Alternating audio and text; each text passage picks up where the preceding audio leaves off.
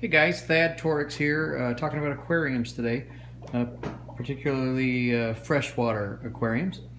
What you're looking at right now is a freshwater 55-gallon planted tank that we've had established for a couple of years now. A lot of people think that it's easier or smarter to start off with a smaller tank, but the reality is that it's a lot easier to make mistakes with a smaller amount of water. And so I really recommend buy the biggest tank that you can afford, that you have reasonable amount of space for.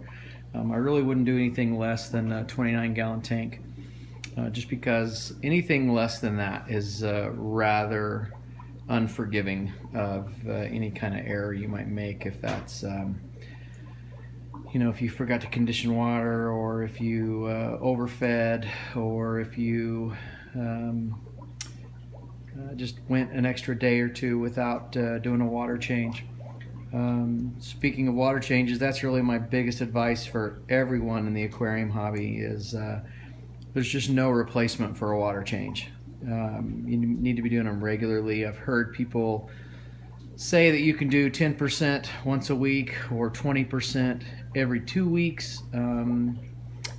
Honestly, I've never really tried to go with the 2-week method.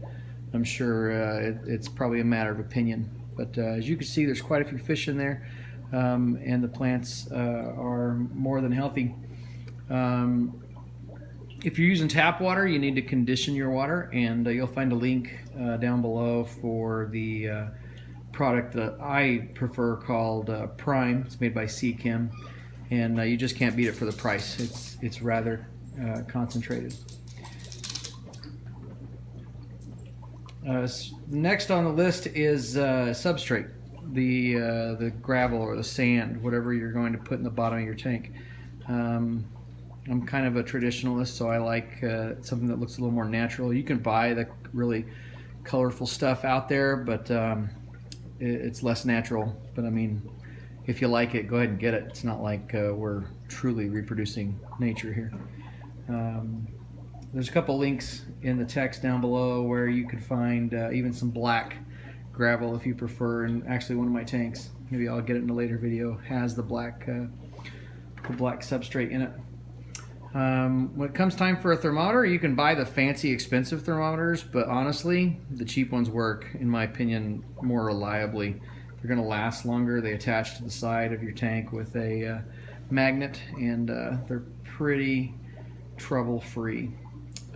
You can see my heater in the back there. It looks like maybe it's popped off of the wall. It's just kind of floating free there. But when it comes to heaters, I really believe you get what you pay for. Make sure you get something that's not going to fail on you shortly after you buy it. And heaters do have a way of going out on occasion, so make sure you end up with something that's not going to cost you too much to replace it.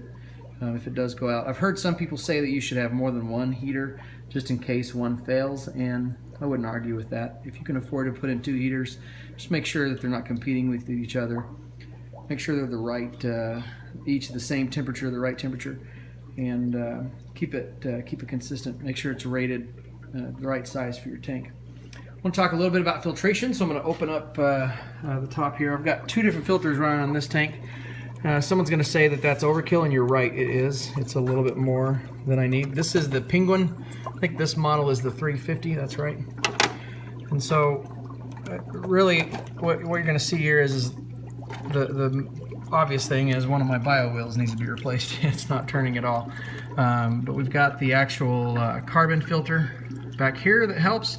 And in this particular setup, it's also, the carbon filter is also catching quite a bit of biological filtration, which is just another way of saying the good bacteria.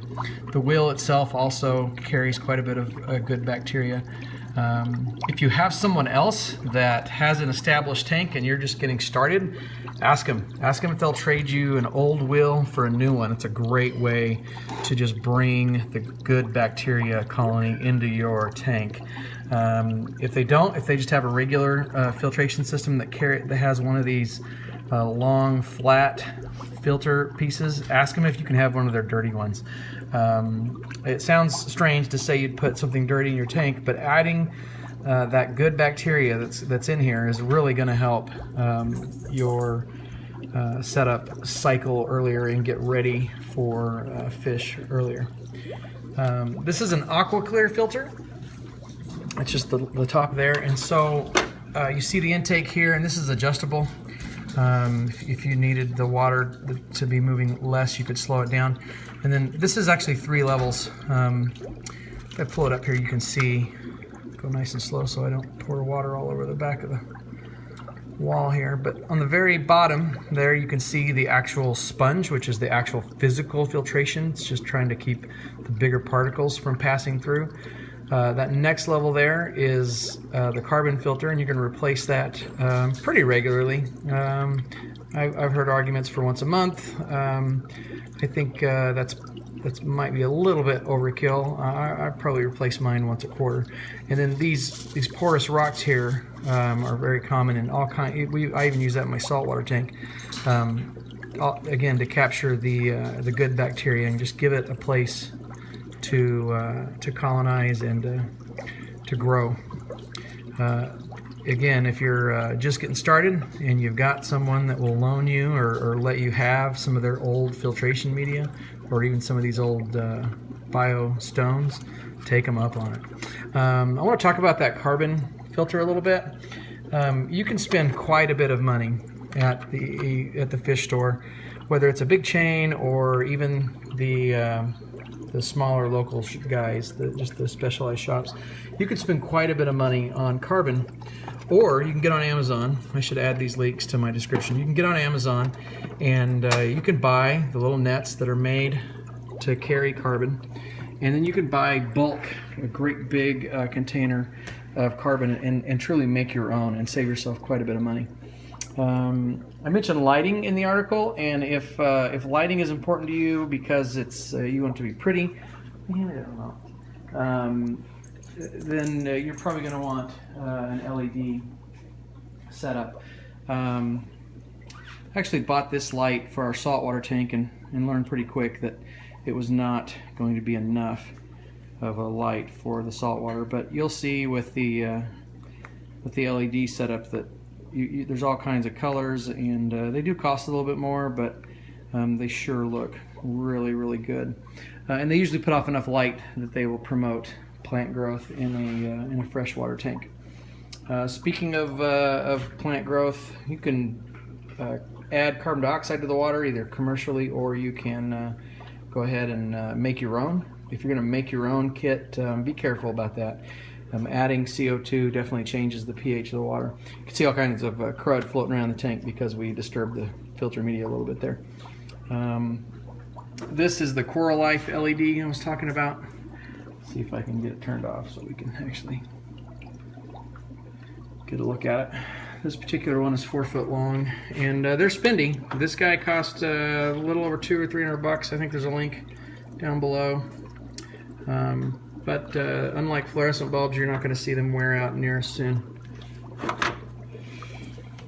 Anyways, that is my 55-gallon tank. I'm always happy to discuss the hobby, and check out the links below. If you got a product that you like better than what I've mentioned, let me know. I should mention my wife's favorite feature of the whole tank and the freshwater, and that is all the bubbles coming up here. You'll notice the fish they stay away from it because honestly they don't like it.